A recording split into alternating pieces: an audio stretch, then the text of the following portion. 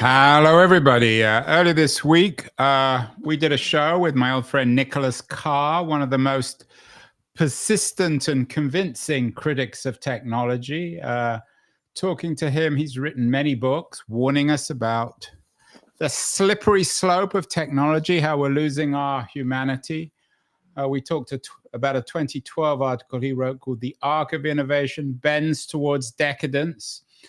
And as he suggested in our conversation, we are outsourcing our humanity increasingly to technology, to the tech industry. We're becoming data, he warned. And that is undermining who we are. Carr was a very early critic of technology. Many others have followed, and we have a new book out this week called Mind Masters, the data-driven science of predicting and changing human behavior, which also in its own way warns us about the dark side of data technology. It's written by my guest, Sandra Matz, who is a professor at Columbia Business School. How much of a warning, Sandra, congratulations on the new book, is Mind Masters? What are you warning about? Well, thank you so much, and thanks for having me. I would say it's actually a pretty balanced view. So I think it's warning about the risks of having our data out there, having others or giving others the ability to peek into our really kind of intimate psychological needs, preferences, motivations, and influencing not just how we think and how we feel, but also our behavior. So it certainly talks about the potential loss of privacy, the potential loss of agency, self-determination, but then also looks at the bright side.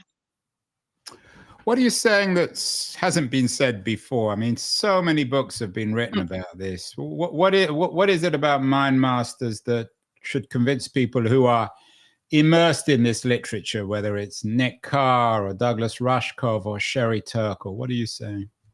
Yeah, so I think there's maybe a few points. So the number one, where I started was actually that everybody's talking about privacy. Fewer people are talking about the loss of self-determination. So maybe a few of the people that you mentioned are really talking about, well, it's not just an intrusion into our lives. It's actually it's kind of taking away our ability to make our own choices. So I think that is one point that some people are not thinking about. And I really try to not only talk about the positives, but really think of solutions. So how do we, instead of just pushing regulation that's usually trying to mitigate risks, right, and kind of try to protect people from the most egregious abuses, but how do we introduce new forms of data governance that help individuals maximize the utility? So I think, like in the form of data co-ops, I think that's something that I haven't seen as much before. Well, before we get to the solutions, let's address the problems. Are you suggesting that there's a potential with this ubiquitous digital technology for us to lose our agency, our ability to determine our own fates? I think very much so, right? As I think human behavior was always influenced by others. So I think that the idea that we're fully in charge of our own choices was always an illusion, because we're so influenced by the people around us, by the situation that we're in. I think anyone who's ever gone grocery shopping hungry knows that we're not always fully in charge of the decisions that we make, but it's been really put on steroids in the context of these algorithms and recommendation systems. Because even if you're not changing someone's core identity, right? So we're not necessarily taking someone who is extremely conservative, has been a Republican for the entire life, and we're turning them now into an advocate for Democrats. But what we can certainly do is we can just make some of the paths of your life more likely. So if you're undecided whether you want to go out and vote at all, if you're undecided about which job to take potentially, those are all things that we can influence by essentially understanding who you are on the inside and then using those insights into to make predictions and recommendations. You write a lot in the book Mind Masters about psychological targeting. What exactly is that? How does it work? I mean, how do the tech companies or the algorithms know, for example, that we're looking for a new job? Yeah. So the way that I think of psychological targeting is essentially in two steps. And for all the data nerds out there, I think of it as like reading from the mind and then writing into the mind. So step number one is taking a look at all the data that you generate, and it can range anywhere from what you post on social media, so very explicit identity claims, to some of the traces that you typically leave without much thinking. So all of the data that gets captured by your smartphone sensors, right, where you go, what you do, who you're connected with, who you meet, and so on. And what we can do with the help of machine learning AI, and now also actually generative AI, is translate those traces into more meaningful, or like at least human interpretable psychological constructs. So something like your values, your personality, your moral foundations, your political ideology. And then based on these predictions, we can say, well, okay, now that I know that you might be more neurotic than someone else, or that you might be more impulsive than the average person, how do I tap into these psychological traits and frame the way that I talk to you, or change the way that I talk to you, the communication, both the content and the style, to tap into that and speak to those motivations. That's kind of psychological targeting. So both reading, trying to predict who you are, and then the second part is tapping into these motivations.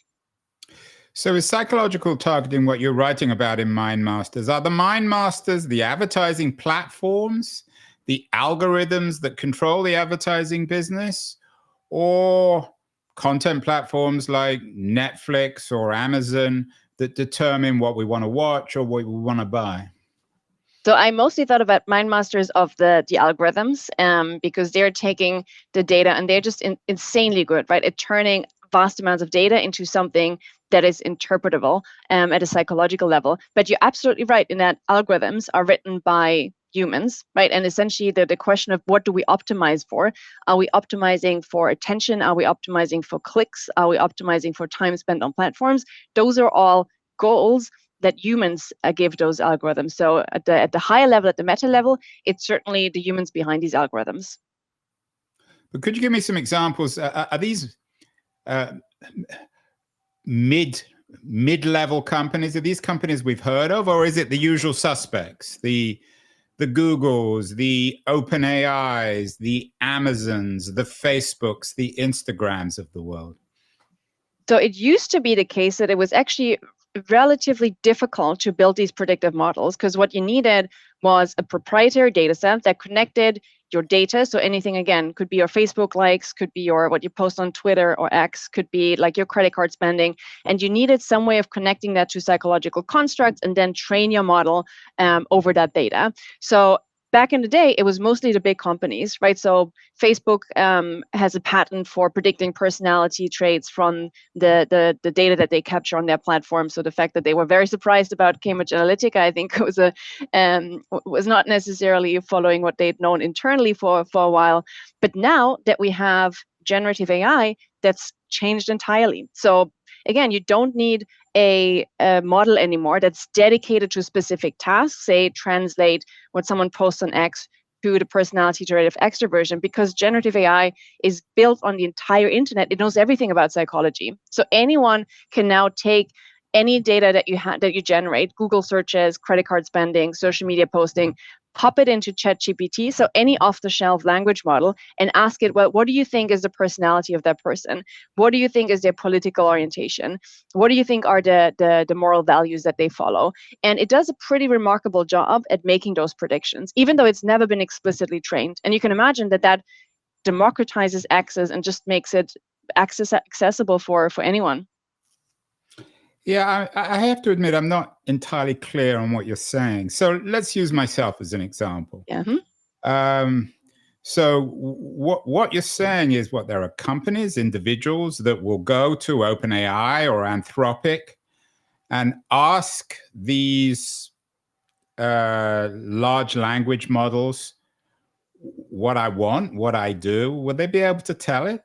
And why are they doing it? And what would they do with the information if they find, for example, from OpenAI that I buy a lot of business books on the dark side of technology? Yeah. So I think it's a great question. So you can imagine, like, take a medium-sized business, they're trying to figure out, and let's make it like a company that sells books, right? So they're trying to figure out what are some of the books that you're interested in. Now, what you can traditionally do is you can take all of the data traces that you generate and then make direct predictions and say, okay, from everything that I know about you, we're going to predict that the next book that you're going to buy is Weapons of Math Destruction, because that has technology and looks at the dark side. Now, what we're trying to do is essentially put like this intermediary step in the middle and say, from everything that I know about you based on the data that you generate, can I extract insights that humans can interpret so that we're not just predicting which book you're going to buy next, but potentially also change the way that we talk to you, right? Again, if I understand that you're interested in technology because you're extremely anxious about what might happen with humanity based on technology, I might kind of emphasize different aspects of the book or suggest a different book entirely. If I understand that the reason for why you're interested in technology is because you're extremely open-minded and curious, I might actually, again, highlight different aspects of like, here's what technology can do, kind of focus on more of the progress side. So I think that's what we're trying to do. And this is, again, what now off-the-shelf models can do, is I can just feed it the data that they have about you and say, you tell me, is Andrew more open-minded, more neurotic, and maybe tell me even how I should approach him when I'm trying to sell him a book on technology.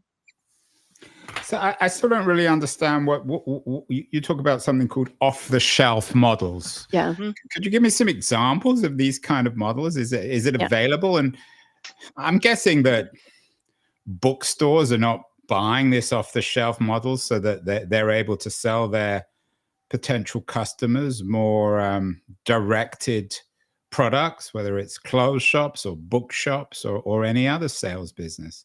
I think there's actually a lot more. Could you give me an example of what an off-the-shelf model is? So when I mean off-the-shelf model is ChatGPT. ChatGPT, Gemini, Claude 3. So all of the large language models that you've heard of that have an easy-to-use interface, right? It could be just like a chatbot. It could be speech. It could be an API. And so I've seen quite a lot of medium-sized businesses or even startups try to use everything that they have, because oftentimes they don't have proprietary models, right? Facebook doesn't necessarily need to translate someone's data into a psychological profile because they have the entire universe of data.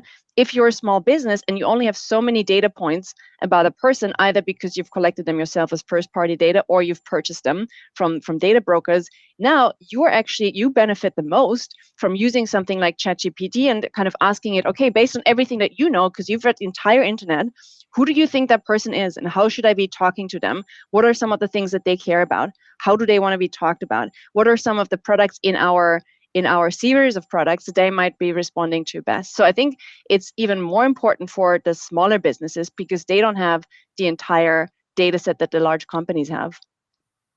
So again, I don't really understand what you're saying, Sandra. So what you're saying, in these smaller companies, you have some IT person who is subscribing to OpenAI or Gemini or Claude, the Anthropic platform, and are then using AI technology to essentially master what consumers or other individuals want, learning more and more about people. So these AI platforms are spying on us. Is that what you're saying? It's usually not the IT person, right? It's usually the marketing person that has been tasked with trying kind of gain more insights into consumers' needs and preferences. So they might work with a person who is on the tech side to get those insights through an API, but the ask is typically coming from the marketing folks that are trying to figure out who the consumers are. And now what happens with those insights, that is usually still left up to marketers, right? So that's also one of the reasons for why it's actually helpful to translate your data into something like you're impulsive or you're neurotic. Because once a company, again, like let's pick a small, medium-sized company, once they have annotated their customer profiles with some of these psychological traits, it's typically a marketing person who decides, okay, here's some of the things that we can then do. Can they get the assistance of something like ChatGPT to make these decisions? Absolutely. But it's usually a human in the loop. Yeah, on your website, you have a test your personality interface, suggesting that you can determine your personality. What's the point of that? And do we need to protect ourselves so that we're less visible online? Because I don't think anyone wants to become the laboratory rat of these salespeople who want to master everything we want and everything we think. Yeah, so the reason for why the personality test is there is, first of all, there's a lot of examples in the book. And I think once you understand whether you are more extroverted, more introverted, more neurotic, more emotionally stable, it's much easier to relate some of the examples that are in the book. But it also just gives you some self-insight. So there are studies showing that the more you understand about yourself and the traits that you might be targeted based on, the more likely you are to actually spot when someone is doing that. And again, it's still really tricky because like we have limited attention, right? So most of the time we don't necessarily have our guards up, and we have better stuff to do than trying to figure out specifically which traits an ad has been targeted to. But it certainly gives you like some level of insight into what could be the dimensions that others are using to target you. And to be fair, so there's certainly like a dark side that is all about manipulation, but you could imagine that the same things are being used to help you save more money or improve your mental health. So I don't think it's necessarily just a way for people to manipulate you behind your back without any consent.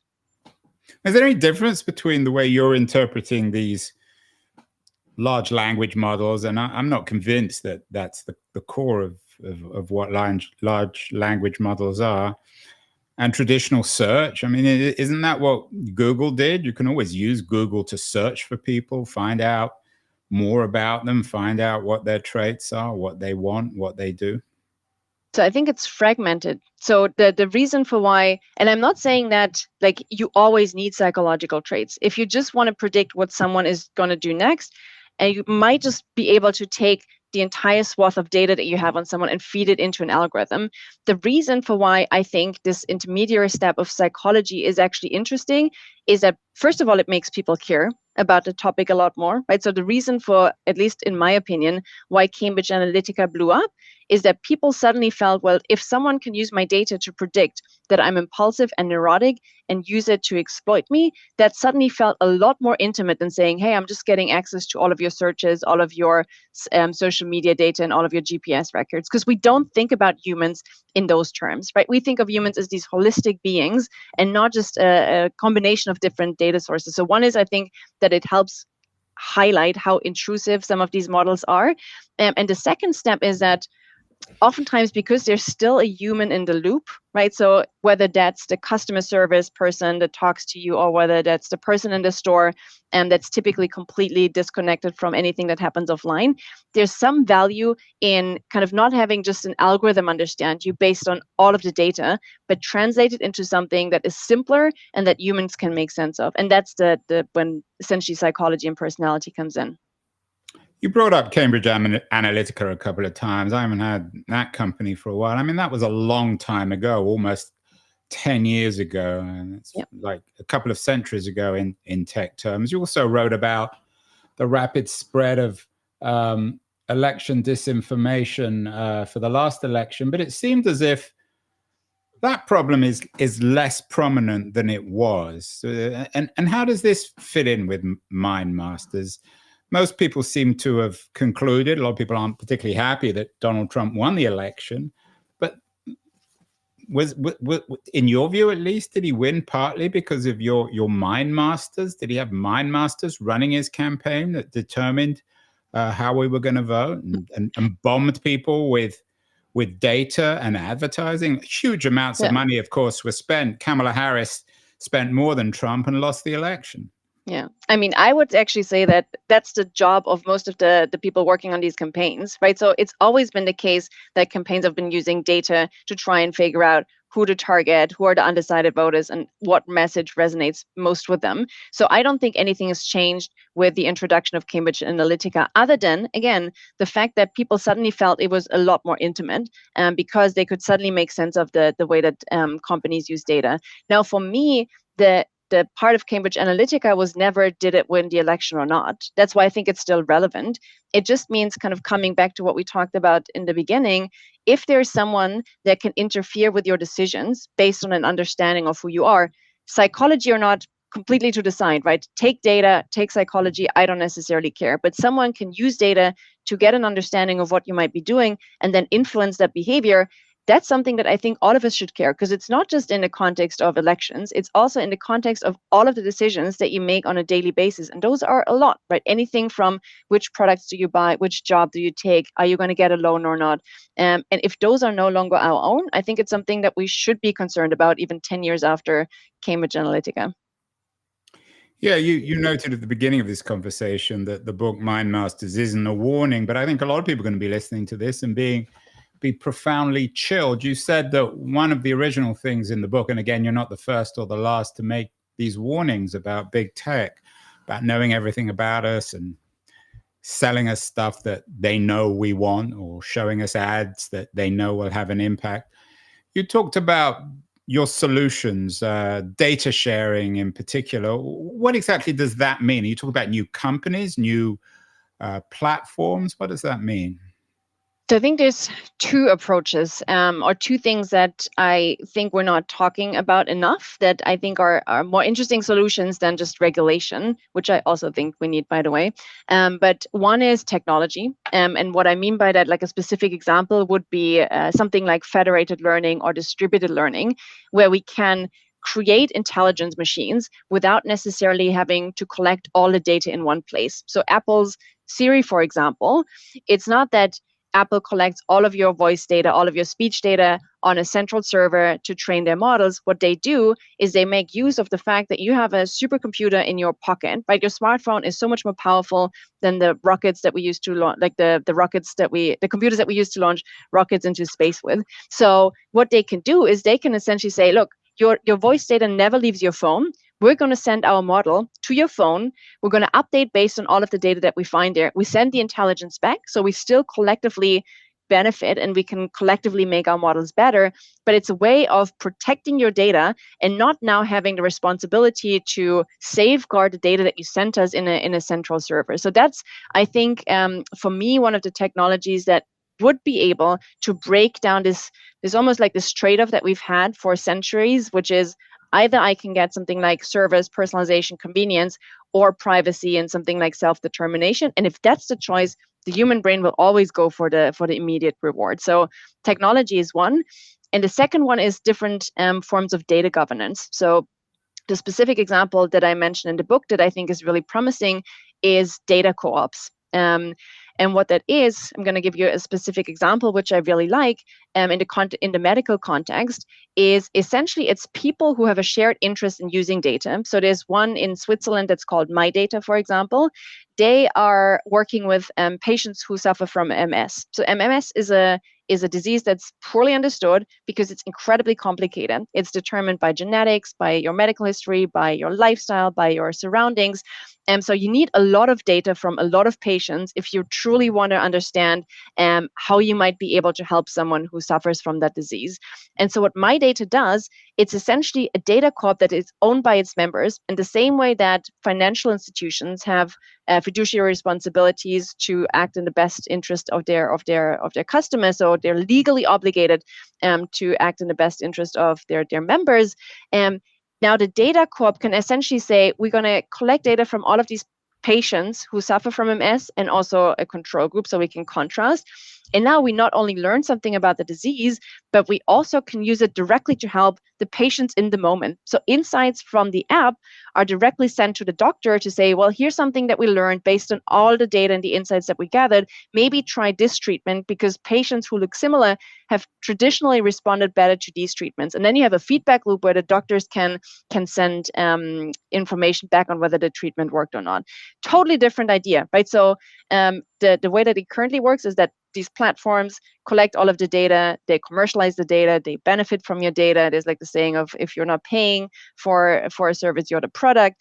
And data corps totally turn this on its head because you're essentially own part of the data corp. You have a say in the governance of it, how data is being used, and you directly benefit. So I think technology like federated learning and new forms of data governance like these data corps, I think, are the most promising solutions. Yeah, it's interesting you bring up Apple. Their business model, of course, is not a data, for the most part, not a data model. Their business model is selling hardware, although they're more and more in the software business too. Does that mean, in terms of your Apple example, that alternative big tech companies like OpenAI or Google might not be able to do what Apple is able to do? It's a great question because you're right in that, like, why is Apple doing it, right? They're a B2C. Their customer is the user, so they have a much easier time advocating for privacy, kind of taking down the cookies, using federated learning. But Google, for example, is doing the same. So Google is another one of these platforms that is heavily advocating for federated learning and also developing a lot of the technology and making it open source. So it's not just Apple. I think it's much harder for companies like Facebook, right? So if you make money by selling consumer data and selling it either to advertisers or directly, you might not necessarily be advocating for technologies that keep the data in the hands of consumers. So you're absolutely right. There's different incentives across some of the tech companies. Yeah, it's interesting you bring up Facebook. They are pioneering and aggressively pushing what they call an open source AI platform, Llama. Is that a problem or a solution? Do you believe in the idea that open source, whatever that means, in the way that Facebook are using it or Meta is using it, can be more trusted than perhaps OpenAI or Google? So I think in the context of large language models, it's great to have an open source model. Right now, their model is just not on par with some of the other ones. So it's just right now, I think not as powerful. But I think the reason for why they're doing it in the context of LLMs is that they're not currently losing that much money on it. But if they were shifting to something like federated learning, that would mean that they're not collecting all of the user data. So as long as they benefit from ads on the platform, I think it's easier for them to do something open source and regain some of the trust from consumers in a different context where there's not necessarily that much, they're not taking as big of a hit to their business bottom line. You talked about the need for regulation. We've done many shows on AI. Gary Marcus, a couple of weeks ago, one of AI's great skeptics, believes that in the long run, artificial general intelligence, AGI, is inevitable, might happen in the next 20 or 30 years. Is that why we need regulation? And what kind of regulation are you suggesting?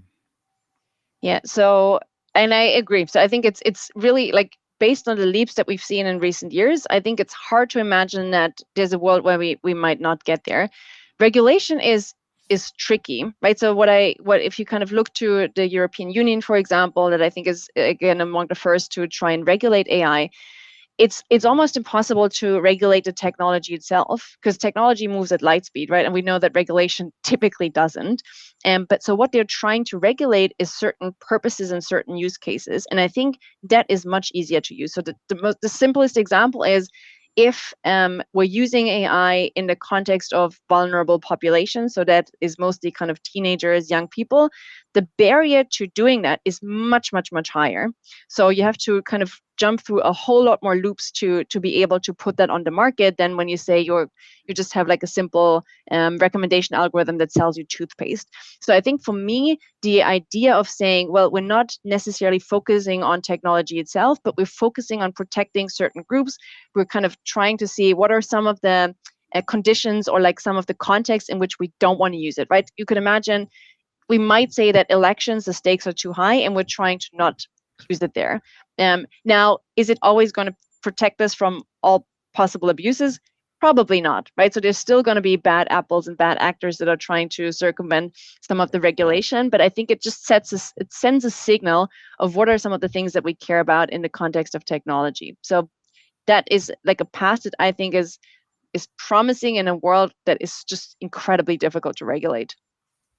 And finally, Sandra, what about you noted earlier that yours was a balanced book, this new book, Mind Masters, the data-driven science of predicting and changing human behavior. There's a behavioral economics component to this. And I know your book comes with some blurbs from some very distinguished behavioral economists. Do you believe in nudging people? Is that valuable when it comes to, for example, the environment, of behaving more responsibly, of not using plastics or driving EVs? What are the more positive ways in which the data-driven science of predicting and changing human behavior should and can be used? Yeah. So on the nudging piece, I think generally speaking, I mean, I've been doing this research now for 10, 15 years. I think I've become less optimistic about the power of nudges, just because I think anything that requires the individual to change is going to be a much harder sell and has like a lot less impact than having these systemic changes, right? If I can introduce something like federated learning, the chances that actually someone is going to benefit from technology is so much bigger than trying to send them a couple of nudges to use their data more responsibly or to put some money in the bank or something. The context that or the use case that I'm probably the most excited about on the positive side is mental health. Right. So there's like it's one of these fields where we haven't seen much progress in the last couple of years. There's a huge gap in terms of how much demand there is for mental health support and how much supply there is. So I think for every, like according to the WHO, I think for every 100,000 people looking for treatment, there's 13 professional therapists. So what AI and technology can help us with is actually two parts. One is it can help us track mental health. So if I can, for example, tap into your smartphone sensors and look at your GPS records, I see that you're not leaving your house as much anymore. There's much less physical activity. You're deviating from your daily routines. It's not a diagnosis, but it could be a signal that you might be suffering from depression. So we might just have like an early warning system that says, hey, it might be nothing. Maybe you're just on vacation and enjoying yourself. In this case, completely disregard.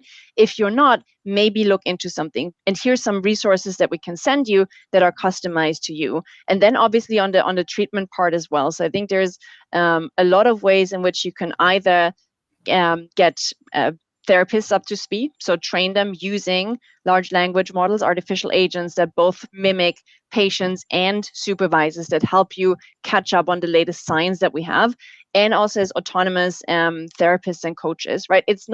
I'm not necessarily saying that they're replacing therapists, but they're probably a good alternative for anyone who doesn't have access to healthcare at all. So I think that's a context where, again, could be used to exploit people. So again, coming back to Facebook, they were accused of predicting whether teenagers were suffering from depression, anxiety, low self-esteem to sell them out to advertisers. Clearly not something that we want to do, and like very much on the dark side.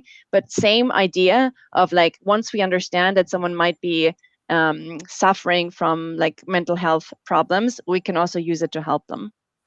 It's interesting you bring up that in early February, we're doing a show with Daniel Oberhaus, who has a new book out. It's called The Silicon Shrink, How Artificial Intelligence Made the World an Asylum. And he's concerned with the implications of what you're talking about, given our obsession with mental health, given the supposed anxiety, particularly of young people. Everyone who uses services that you're outlining, describing, will feel as if they're insane. So the entire world, or our network world, becomes one insane asylum. Is that realistic? Isn't that rather chilling?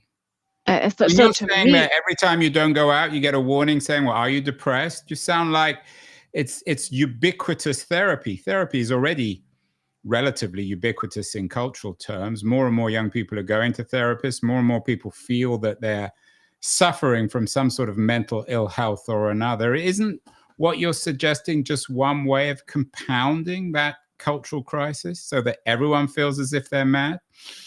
So to me, that's a question of like, how do we talk about this, right? So first of all, most of the time people go to see a therapist when it's already too late. Most of the time you actually go there when you have an acute problem, not when you're trying to see if you can become more resilient or tackle your problems early on. And I think you're absolutely right. The way that I've talked about it is essentially like mental health problems, but there's also like a lot of ways in which you can say, well, can we use AI just to kind of make you better off if you kind of have a hard time exercising enough, and I see that you're walking or spending time outside, and I see that you're walking past a park, maybe I suggest that you spend some time out there in nature. So I'm not as concerned about this idea that just Who's because we making talk this? about it. Sorry to interrupt. No, no, good. Who's making these suggestions? Is it Apple? We wear our Apple Watch, so if we don't go out, the Apple know everything we do if we wear an Apple Watch or we carry an iPhone around. Are you suggesting that Apple sends us messages, or partners of Apple send us messages saying you need to go out more, you need to exercise, we're worried you're depressed? Yeah. So in this case, and everything that I've talked about in the context of like mental health tracking or just kind of making you better off, I think this should be always with consent, right? So I'm not talking about Google and Apple poking around and sending you these kind of early warning systems. This should be something for people who say, I want to keep track of how I'm doing. Maybe I know that I've suffered from depression historically, right? Maybe I've been there 2 or 3 times, and I want to make sure that next time I catch it a lot earlier. So I would never recommend that this is something that is kind of introduced into every single device that we're using. But this one should be a lot more kind of a pull factor where people say, no, I do think I might be struggling from some of these things, or I want to improve and become better. And so it's like really, first of all, with users' consent, and because they're trying to achieve something and become a better version of themselves. But you know as well as I do that user consent is an easy thing to get, and online companies and platforms are very good at getting us to tick those boxes. So, and this is not what I mean by this. Protected from this brave new world where we're being followed all the time by your mind masters who will know ways of suggesting to us that we're depressed and perhaps sell us products or therapists or new drugs? Absolutely not. So I think one of the ways, and this has actually changed quite a lot in my thinking over the last 10 years. I was always very optimistic about if we only educate people like about technology and we tell them what's happening with their data, they're going to be able to do it. And I've become a lot more pessimistic. It's just a complete uphill battle, right? So if you were to efficiently and successfully manage your data, you would have to not only keep up with technology, and that's already impossible. It would also be more than a full-time job, right? You don't have the time to read through all of the terms and conditions before you give you consent, manage all of the permissions of every single app that you download, every single website that you visit. So you're absolutely right in that. My argument is that we can't put it on consumers. And ironically, a lot of the regulation that we see is based on these pillars, right? Look at them, like European GDPR, the General Data Protection Regulation, CCPA in California. They're all based on transparency and control. So tell consumers what's happening with their data and give them the control to manage it. And in my opinion, I mean, I think you need it in combination with something like data co-ops and federated learning. But in and by itself, if it's just a consumer, it's not a right to manage your data. It's much more of a responsibility and burden that we're not really equipped to take on, right? Instead of holding companies accountable, it's just saying, well, Andrew, congratulations, now you're in charge of everything and managing your data. And if you sign away your data, well, that's up to you. So you made the mistake. So I think I 100% agree that consent in today's world it's not informed consent. It's certainly not informed in the sense that people know what they're doing. Well, Sandra, Matz, you've convinced me. Take off my Google Watch, get rid of my iPhone. You say you're balanced, but actually it's a rather chilling vision of the future. Mind masters, the data-driven science of predicting and changing human behavior. It's an interesting view of the world. Good luck with the book, and thank you so much. Thank you so much.